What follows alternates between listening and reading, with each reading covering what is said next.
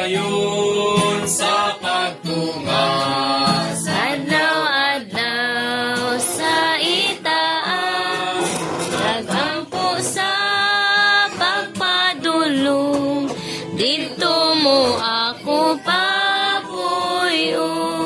Ginoo pabarog ako Sa hiyutang talas kanaan, sa dapit labing habog, dito mo ako papuyon.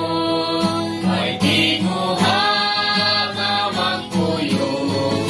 Sa dapit nga may katahak, bisan daghan ang nahaylo, habog nga dapit try gusto, Ginoo pabarog ako sa iyutang talats kanaan, sa dapit nga labing habog, dito mo ako papuyon.